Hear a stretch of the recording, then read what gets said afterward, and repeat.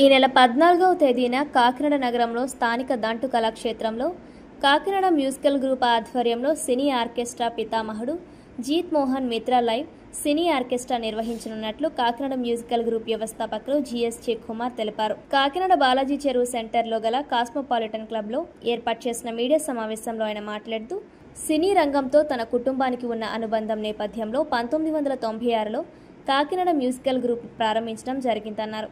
అప్పటి నుంచి సుమారు 30 సంవత్సరాలుగా సినీ ప్రముఖులను కళాకారులతో పాటు పలు కార్యక్రమాలు నిర్వహించి వారిని ప్రోత్సహించడమే కాకుండా ఘనంగా సత్కరించడం జరుగుతుందన్నారు.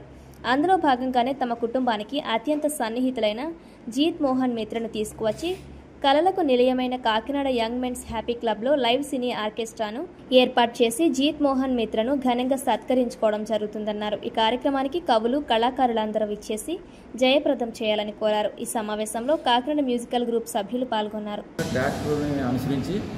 ట్రాక్టర్ చేస్తున్న ఈ కాలంలో ఎంతో శ్రమకూర్చి ఆర్థిక భారాన్ని కూడా మోసి లైవ్ ఆర్కెస్ట్రా ఒక కీబోర్డ్ తోటి ఒక తబలా గిటార్ అన్ని ఆర్కెస్ట్రాతో కలిపి చేసే సంస్థ ఏకైక సంస్థ ఒక కాకినాడ మ్యూజికల్ గ్రూప్ అని అనిపిస్తుందండి.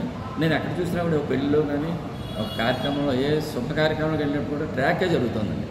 ఇటువంటి ఈ ట్రాక్ యుగంలో లైవ్ చేసే సాహసం ఒక కుమార్ గారికే సాధ్యమని ఈ సందర్భంగా మనవి చేస్తూ ఆ కార్యక్రమాన్ని విజయవంతం చేసి ప్రముఖులు అందరూ కూడా వచ్చి ఈ కార్యక్రమాన్ని విజయవంతం చేయవలసిందిగా కాకినాడ మ్యూజికల్ గ్రూప్ తరఫున నేను అందరికీ కూడా సాధారణంగా ఆహ్వానిస్తూ సెలవు తీసుకున్నాను. ఛానల్స్ వాళ్ళు అందరికీ నమస్కారం అండి.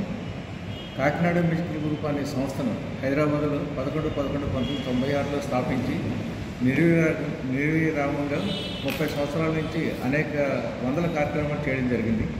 అందులో దిగ్గజాలైన తెలుగు ఇండస్ట్రీలో ఉన్న అక్కినేని నాగేశ్వరరావు గారి దగ్గర నుంచి చిన్నవారు గుండు హనుమంతరావు గారు దాకా ఎన్నో సన్మాన సత్కారం చేయడం, వాళ్ళు నటించిన చిత్రాల నుంచి సంగీత విభావాలు, అలాగే దర్శకులు విశ్వనాథ్ గారు, ఏడిది నాగేశ్వరరావు గారు, వివి రవిప్రసాద్ గారు, తర్వాత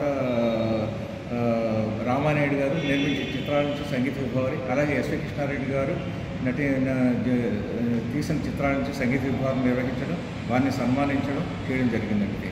అయితే ఈ రోజుని 14వ తారీఖున చేయబోతున్న కార్యక్రమం ఏంటంటే the young men's happy club 1926లో అనుకుంటాను నేను, అది వాళ్ళు స్థాపించింది. ఇది మెజిస్టిక్ టాకీస్ బ్యాక్ సైడ్కి ఇది.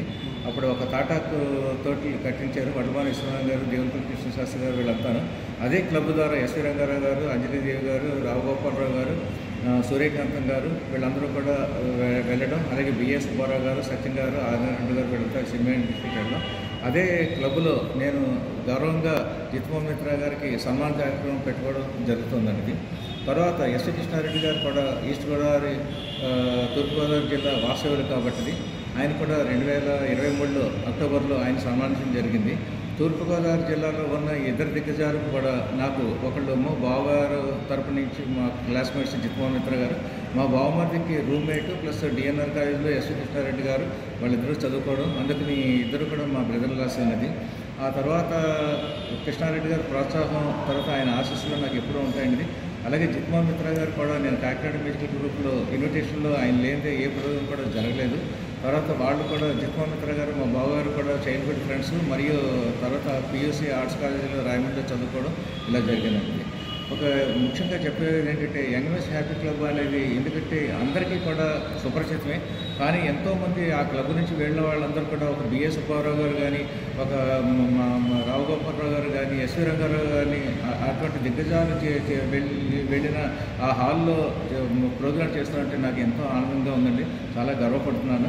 అందులో కాకినాడ పట్టణంలో నేను ఇక్కడ ఉద్యోగం చేయడం, నా మ్యారేజ్ అవ్వడం, తర్వాత మా మామగారు ఆంధ్ర బ్యాంకులో మేనేజర్గా చేయడం, మా నాన్నగారు ప్రొవిషన్ డిపార్ట్మెంట్లో ఇన్స్పెక్టర్గా చేయడం, అలాగే చిరంజీవి గారు వాళ్ళ ఫాదరు మా నాన్నగారు ఇద్దరు కూడా ఒకే డిపార్ట్మెంట్లో పనిచేయడం ఇలాగా ఉంది. ఇంకొక విషయం ఏంటంటే సూర్యకాంతం గారు మా నాన్నగారు క్లాస్మేట్స్ ఇద్దరు మెక్లాన్ హై స్కూల్లో చదువుకోవడం జరిగింది. ఇన్ని వివరాలతోటి ఉండడంతో నేను ఇక్కడ ఆనందంగా సంతోషంగా ఈ ప్రోగ్రాం చేయడం జరుగుతుంది.